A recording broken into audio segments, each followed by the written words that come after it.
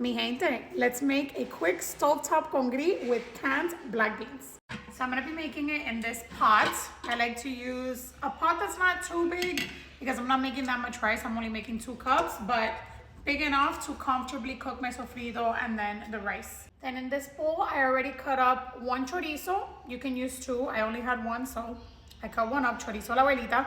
I cut up a slice of smoked pork belly. If you don't have smoked pork belly, you can use bacon or ham. I just cut up like a chunk of it.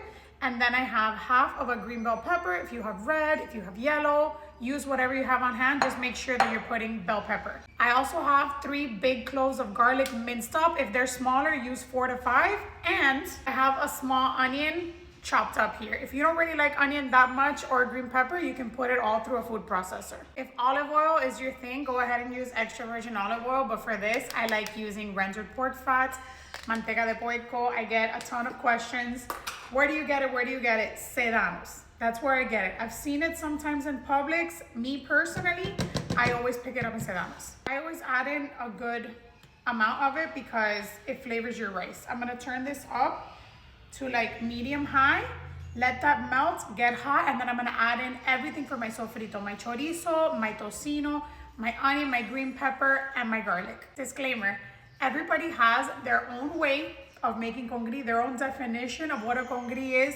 Some people use red beans, some people use black beans. I personally use black beans, but this is how we make it in this house. This is how I make it on the stove top. Normally I make it in my pressure cooker, but lately I've really gotten into doing it on the stovetop, and you guys have been after me for this video, so here it is.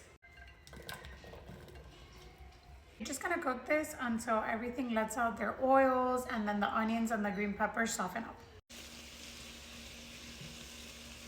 To this now, I'm gonna add some oregano.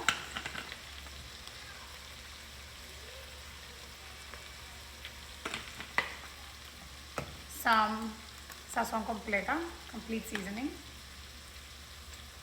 And this is gonna be basically like the salt in the whole dish because I'm not using salt. Some cumin, ground cumin.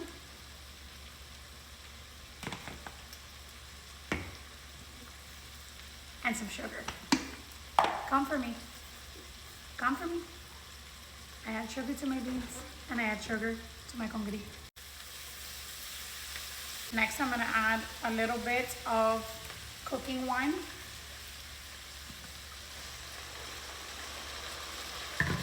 And the tiniest bit of vinegar, like a little capful.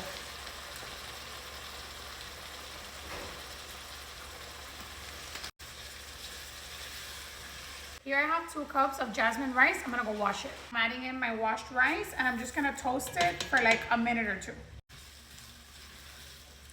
By the way, I only added 2 cups of rice, but if you're making more, like for a bigger family or for a party, then just double up on the recipe. Everything I did, times 2. So this is a quick congri. This is like when you come home from work and you don't have a lot of time, but you want a congri. I'm using canned beans. That's the trick in all of this. This is why you guys wanted me to share the recipe. I'm using El Ebro canned beans. These are Cuban style, estilo cubano, so they already come seasoned. I love the flavor that it adds versus just adding like regular black beans, like just plain black beans. I like adding everything, like I don't even drain them. I add the whole liquid. The only thing with this is that it's not gonna be as dark as when you use the dry beans and you cook them and you reserve the water and you do that whole thing. But this is so much faster in a pinch. So when you open up the can, it looks like that. Add in the whole can. If you want it to be a little bit darker, add in a bigger can like this, or add in 2 of these. And the water measurement is 3/4 of this can of water. So up about to there, and then I'll play with it. I like kind of eyeball it because I've made this before. See right there, it needs a little bit more. I like the rice to be covered, but not like drowning. So like almost the whole can, but not quite. I feel like if you add the whole can, it's too much. I've never added a whole can of water for the 2 cups of rice. Then I'm gonna add in a bay leaf. I'm gonna bring this to a boil. Once it comes to a boil, I'm going to cover it, put it on low and let it cook for 25 minutes. Depending on your stove, how quickly or not quickly it cooks. Like if you have a gas stove, maybe it'll be done in less.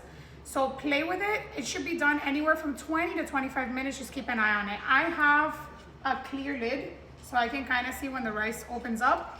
But for me, it's anywhere from 20 to 25 minutes. All right, now that it's boiling, I'm gonna cover it. Lower it to like a 3. It was on high. I have it now on a 3, and I'm gonna set a timer for 20 minutes, and then I'll check it and add the extra 5 if I need it. All right, the rice is done. It's been going for almost 25 minutes. It's actually been 23 minutes exactly right now, so let's check it. I can already see it through the lid that the rice is cooked. There's still some liquid, but all of that will evaporate. Like when you let it sit, it'll dry out a little bit more. As you can see, the rice is perfectly cooked. There's a tiny bit of rapita on the bottom for those of you that like rapita. There it is. It's perfectly cooked, guys. It's perfection. Here's a closer look. You can see that it's not super dark, but the flavor is gonna be spot on, I promise you.